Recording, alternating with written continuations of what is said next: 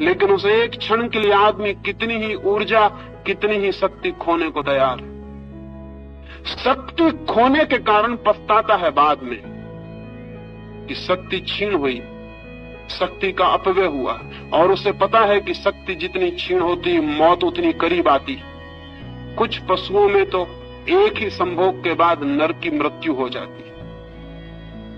कुछ कीड़े तो एक ही संभोग कर पाते हैं और संभोग करते ही करते समाप्त हो जाते हैं। अफ्रीका में एक मकड़ा होता है, वो एक ही संभोग कर पाता है और संभोग की हालत में ही मर जाता है, इतनी ऊर्जा छीन हो जाती है। मनुष्य को यह अनुभव में आ गया बहुत पहले कि सेक्स का अनुभव शक्ति को छीन करता है, जीवन ऊर्जा कम होती है और धीरे धीरे मौत करीब आती है।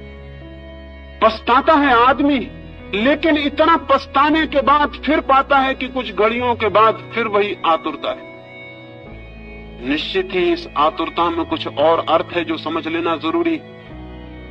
सेक्स की आतुरता में कोई रिलीजियस अनुभव है, कोई आत्मिक अनुभव है। उस अनुभव को अगर हम देख पाएं तो हम सेक्स के ऊपर उठ सकते हैं। अगर उस अनुभव को हम न देख पाएं तो हम सेक्स में ही जिएंगे और मर जाएंगे। उस अनुभव को अगर हम देख पाएं, अंधेरी रात है और अंधेरी रात में बिजली चमकती, बिजली की चमक अगर हमें दिखाई पड़ जाए और बिजली को अगर हम समझ लें तो अंधेरी रात को हम मिटा भी सकते हैं। लेकिन अगर हम ये समझ लें कि अंधेरी रात के कारण बिजली चमकती है तो फिर हम अंधेरी रात को और घना करने की कोशिश करेंगे ताकि बिजली चमके। सेक्स की घटना में बिजली चमकती है, एक वो सेक्स से अतीत है, ट्रांसेंड करती है, पार से आती।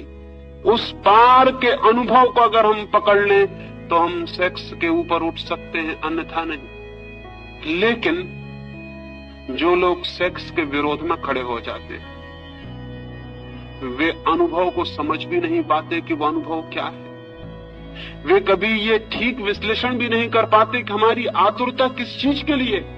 मैं आपसे कहना चाहता हूं कि संभोग का इतना आकर्षण क्षणिक समाधि के लिए, और संभोग से आप उस दिन मुक्त होंगे जिस दिन आपको समाधि बिना संभोग के मिलना शुरू हो जाएगी। उसी दिन संभोग से आप मुक्त हो जाएंगे, सेक्स से मुक्त हो जाएंगे। क्योंकि एक आदमी 1000 रुपए खोकर थोड़ा सा अनुभव पाता हो और कल हम उसे बता दें कि रुपए खोने की कोई जरूरत नहीं, इस अनुभव की तो खदानें भरी पड़ी हैं, तुम चलो इस रास्ते से और उस अनुभव को पालो, तो फिर वो 1000 रुपए खो के उस अनुभव को खरीदने बाजार में नहीं जाएगा। सेक्स जिस अनुभूति को लाता है, अगर वो अनुभूति किन्हीं और मार्गों से उपलब्ध हो सके तो आदमी का चित्त सेक्स की तरफ बढ़ना अपने आप बंद हो जाता है, उसका चित्त एक नई दिशा लेना शुरू कर देता है। इसलिए मैं कहता हूं, जगत में समाधि का पहला अनुभव मनुष्य को सेक्स के अनुभव से ही उपलब्ध हुआ है। लेकिन वो बहुत महंगा अनुभव है, वो अति महंगा अनुभव है। और दूसरे कारण है कि वो अनुभव कभी एक क्षण से ज्यादा गहरा नहीं हो सकता। एक क्षण को झलक मिलेगी और हम वापस अपनी जगह पर लौट आते। एक क्षण को किसी लोक में उठ जाते हैं, किसी गहराई पर, किसी पीक एक्सपीरियंस पर, किसी शिखर पर पहुंचना होता है और हम पहुंच भी नहीं पाते और वापस गिर जाते। जैसे समुद्र की एक लहर आकाश में उठती, उठ भी नहीं पाती, पहुंच भी नहीं पाती हवाओं में, सिर उठा भी नहीं पाती और गिरना शुरू हो जाता। ठीक हमारा सेक्स का अनुभव बार बार शक्ति को इकट्ठा करके हम उठने की चेष्टा करते हैं। किसी गहरी जगत में, किसी ऊंचे जगत में एक क्षण को हम उठ भी नहीं पाते और सब लहर बिखर जाती है, हम वापस अपनी जगह खड़े हो जाते हैं और उतनी शक्ति और ऊर्जा को गंवा देते हैं। लेकिन अगर सागर की लहर बर्फ का पत्थर बन जाए, जम जाए और बर्फ हो जाए तो फिर उसे नीचे गिरने की कोई जरूरत नहीं। आदमी का चित्त जब तक सेक्स की तरलता में बहता है तब तक वापस उठता है, गिरता है, उठता है, गिरता है, सारा जीवन यही करता है।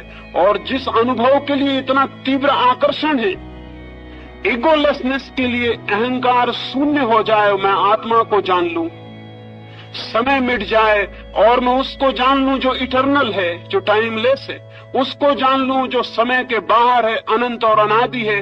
उसे जानने की चेष्टा में सारा जगत सेक्स के केंद्र पर घूमता रहता है।